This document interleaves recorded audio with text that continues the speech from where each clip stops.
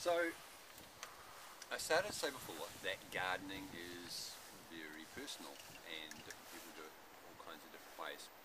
But having said that, there are some principles, and the principles come from nature.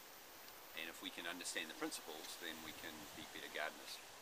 So there's a lot of room for those two things to come together, to be creative and also to be efficient or effective, I suppose. So I just wanted to put this down here because I wanted to make a list about mulch.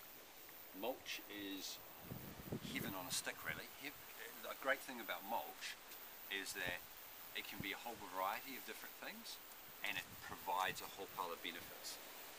So if the only thing that we kind of knew about gardening and about growing plants was mulching, we would still have a really good head start.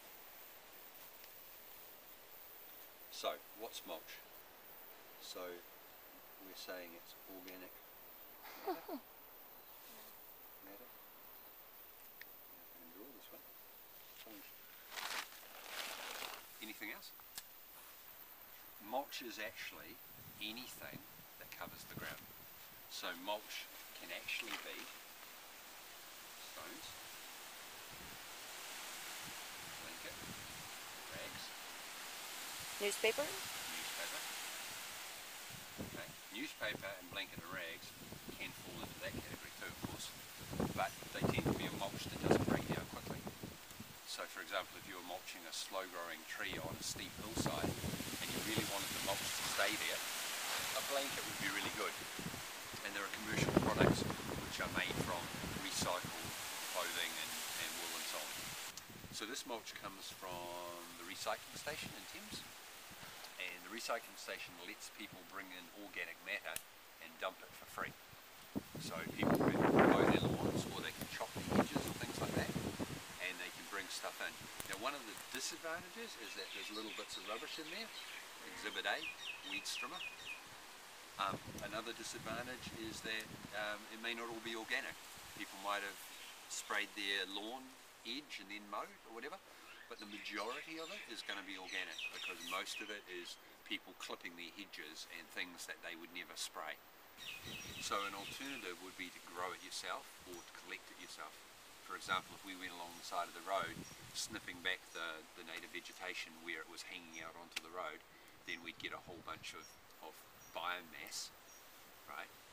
An alternative will be when we've got the acacias growing on the land and we've got lots of nitrogenous plants, really, really good mulch, and we can go along and prune them, which we'll need to do, and then all those prunings get laid down and we'll have taken out the transportation dimension. What does mulch do? It protects from the hot weather. Okay, so it's sun cold. protection. Keeps in the moisture. Okay, it's moisture. Stops weeds from growing. Prevention. It's weed suppression.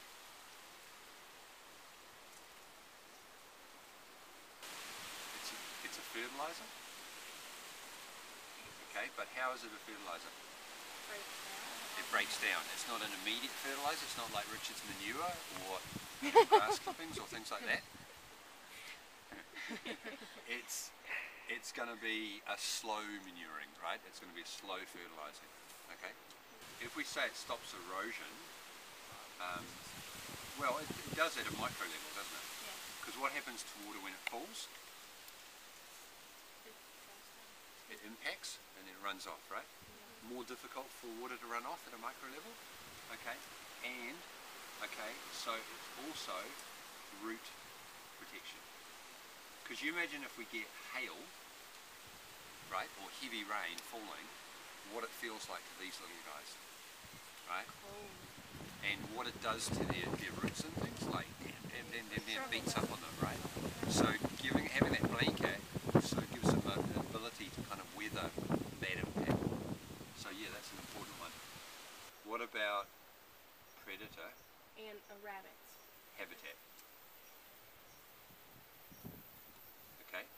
When I say predator habitat, I'm talking about mini predators. I'm talking about centipedes and ladybirds and Worms. praying mantis. And no, worms aren't predators. Oh yeah. Okay, I'm talking about about things.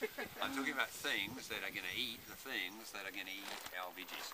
So if our veggies get overrun by caterpillars, aphids, if they get ants nesting in the base, What's a good habitat for the predators? there's leaf suckers, there's I don't know, stink beetles, there's all kinds of little bugs, vegetarians, that are going to come in and try and eat our lovely salady plants. Okay, and we need predators in our gardens to fight that. We need spiders, we need skinks, we need lizards, we need frogs. Okay, if we've got bare earth, or if we've got newspaper, not a lot of cover for the skinks or the frogs. Okay, so mulch is providing that as well. It also restores the what's called the microorganisms,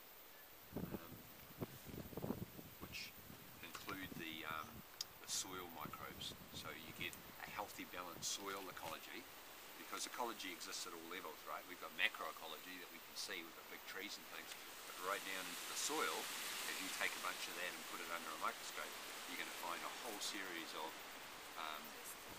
both plants and animals at a micro level, and they've got their own ecology going on. So by bringing this stuff back, we get a rich mix, and we kind of like superstars and worms depend on that, and we depend on the worms. So producing an environment that is worm friendly is really, really important to gardening as well. Now, how does mulch produce something that's worm friendly? Soft soil? Soft soil? Why is it soft to soil?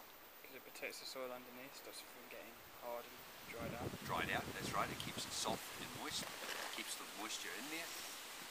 It provides protection against things like birds coming along and eating all of the worms off the surface. When it rains, all the worms come up to the top, because if they don't, they drown in their worm holes. And if there's no cover over the top, then a bird comes along, blackbird, cleans up an area like that easily.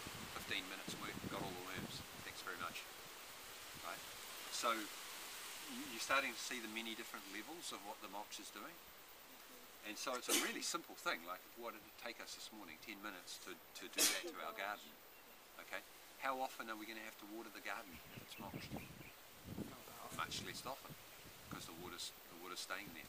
Now that's additionally important when you've got a raised bed like this, because raised beds are more prone to drying out. Right? They're more convenient, we don't have to bend our backs and stuff like that, and it's harder for things like rabbits to get into them. It's harder for quail to come along and decide they want to rampage our garden. But it has that effect of drying out. And what is mulch, ultimately? What? All of the above. All of the above? Heaven on a stick. Heaven on a stick? Oh yeah, heaven on a stick. Good answer, Rich, I like that one. But what else? It's just copying nature. Okay, because you look around, look at all the mulch. Yeah. It's what nature does. It's what helps the little baby trees and things to grow, and helps to suppress all of the grasses, which are the enemy of trees. But for us trying to have trees, mulch is a really good way of suppressing the grass long enough and giving the tree what it needs to get up. So that's why we don't just mulch the gardens, but we mulch the flax and the trees as well.